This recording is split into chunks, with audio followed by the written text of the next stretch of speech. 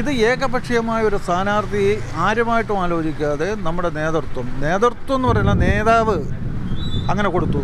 അതിൻ്റെ ഭാഗമായി ഉടലെടുത്തതാണ് ഈ വിഷയങ്ങൾ. തിരുവനന്തപുരം കോർപ്പറേഷനിൽ വാഴോട്ടുകോണം വാർഡിൽ ഈ തവണ മത്സരിക്കുന്ന ഒരു സ്വതന്ത്ര സ്ഥാനാർത്ഥിയുണ്ട്, KV മോഹനൻ. കഴിഞ്ഞ കുറേ കൊല്ലങ്ങളായി ഇടതുപക്ഷ ജനാധിപത്യ മുന്നണിയിലായിരുന്ന അദ്ദേഹം ഈ തവണ സ്വതന്ത്ര സ്ഥാനാർത്ഥിയായിട്ട് മത്സരിക്കുന്നത്. അതിന് കാരണങ്ങളുമുണ്ട്. ഇത് അദ്ദേഹം തന്നെ നമ്മളോട് വിസ്തരിക്കുന്നതാണ്. ഈ വർഷം മുൻ പഞ്ചായത്ത് അംഗം, അതുപോലെ തന്നെ ലോക്കൽ കമ്മിറ്റി അംഗം, ഈ വർഷം സ്വതന്ത്ര സ്ഥാനാർത്ഥിയായിട്ടാണ് താങ്കൾ നിൽക്കുന്നത്. എന്താണ് അങ്ങനെ നിൽക്കാനുള്ളൊരു കാരണവും അതിലേക്ക് നയിച്ച കാരണങ്ങളും? ഞാൻ പഴയ പഞ്ചായത്ത് വൈസ് പ്രസിഡൻ്റായിരുന്നു. ഞാനിവിടെ 2 വാർഡ് പ്രതിനിധീകരിച്ചിട്ടുണ്ട്.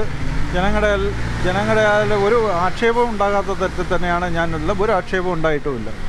പക്ഷേ നമ്മുടെ പ്രാദേശിക നേതൃത്വത്തിൻ്റെ തെറ്റായ രീതികൾക്കെതിരെ ഒരു സ്ഥാനാർത്ഥി നിർണയം വരുമ്പോൾ സ്ഥാനാർത്ഥി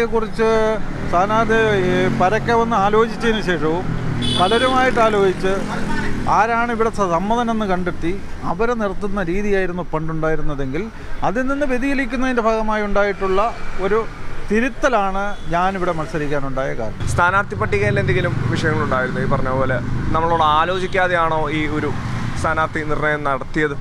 അതായത് പ്രാദേശിക നേതൃത്വമാണ് സാധാരണ സ്ഥാനാർത്ഥിയെ കൊടുക്കുന്നത്. പ്രാദേശിക നേതൃത്വം ഒരു പഠനം നടത്തിയിട്ടാണ് സാധാരണ കൊടുക്കുന്നത്. 1-2 സ്ഥാനാർത്ഥികളെ കണക്കാക്കി എടുത്തിട്ടുമാണ് മേളിലോട്ട് കൊടുക്കാറ്. ഇത് ഏകപക്ഷീയമായ ഒരു സ്ഥാനാർത്ഥിയെ ആരുമായിട്ടും ആലോചിക്കാതെ നമ്മുടെ നേതൃത്വം എന്ന് പറയുന്ന നേതാവ് അങ്ങനെ കൊടുത്തു. അതിൻ്റെ ഭാഗമായി ഉടലെടുത്തതാണ് ഈ വിഷയങ്ങൾ.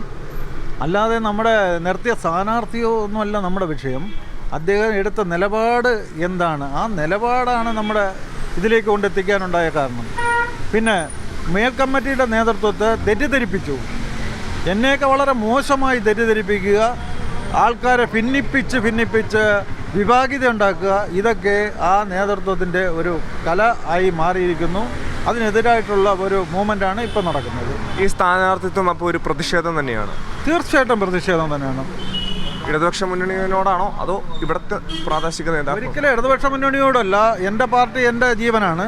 പക്ഷേ ഇവിടുത്തെ പ്രാദേശിക നേതൃത്വത്തിൻ്റെ പേരിൽ മേൽ കമ്മിറ്റികൾ ഏതൊരു ഇതുണ്ട്, അതൊക്കെ ഇവിടുന്ന് പോകുന്ന കള്ളത്തനങ്ങൾക്ക് മാത്രം അവരും കുടപിടിക്കുന്നു എന്നുള്ളതാണ് എൻ്റെ പ്രതിഷേധം. കൂടിയാലോചനകൾ ഇല്ലാതെയാണ് ഈ ഒരു സ്ഥാനാർത്ഥി പട്ടിക പുറത്തുവിട്ടേ എന്നുള്ളൊരു ആക്ഷേപവും നിലനിൽക്കുന്നു.